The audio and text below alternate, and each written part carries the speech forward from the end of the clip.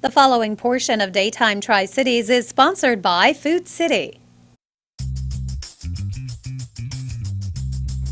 Well, it is definitely sort of a sign of fall when we start talking about apples. There's just Yummy nothing better. apples. Oh, yes. And Chef Julie is here to share a recipe that's sort of a family recipe. I love family recipes. I do too, and this is out of my mom's old cookbook. I'd shared one or two here recently, and so this is her actual recipe. If you go onto bakingwithjulie.com, you'll be able to actually see it, because I just did a picture of it.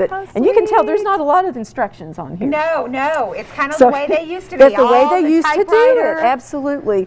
So I kind of had to make it a few times, which my family was very happy about, because they keep eating this thing, because I'll tell you, this one's really delicious.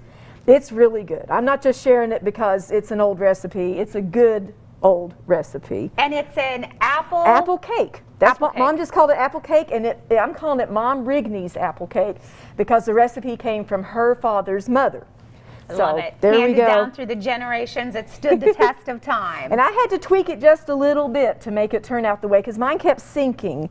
And actually, if you have a cake recipe that sinks, you would think I need to add more leavening. You actually need to add less. Okay. I know it seems counterintuitive, but many times there's too much leavening, and so you need to go add less. So I backed off on the baking soda, and that helped a lot.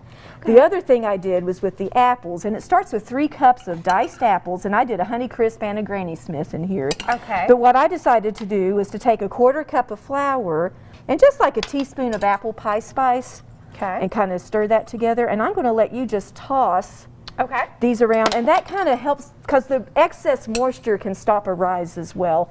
And doing it this way kind of gets the moisture problem right at the source. Now what I have over here in the mixer are our wet ingredients.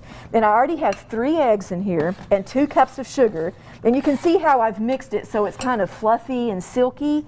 It's important to get that kind of good texture. And then I'm going to put in 1 cup of oil, just regular vegetable oil, and a teaspoon of vanilla. And I'm going to stir this together, which won't take long at all. How's that look? Oh, that's great. That's great. Good.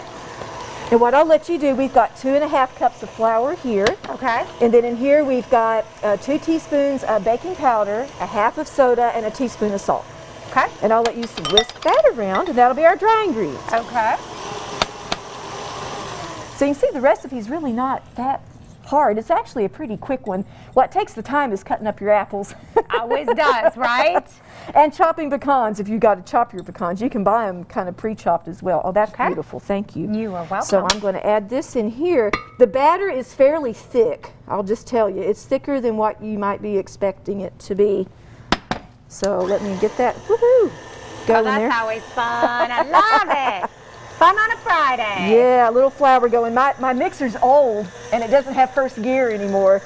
I'm just serious. It lost first gear a while back, so it's just what it is. Years of good use, I'm guessing? It's about 35 years old, so wow. you know, they don't make them this way anymore.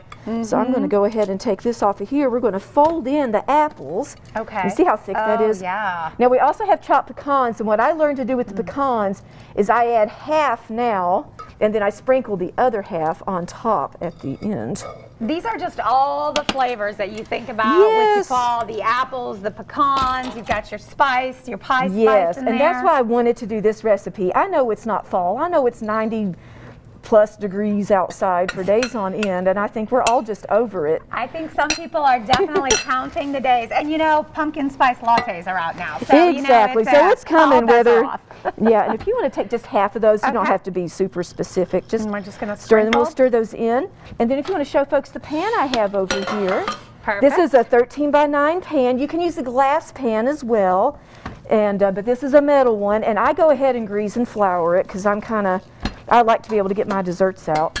I can remember this sound from my mom. Oh, absolutely. She would do it on all the sides. Yeah, and we can put that in there now. We're good. We can just pop that in there. This will bake in an oven for an hour. at 350 degrees, and it is important this one bakes all the way.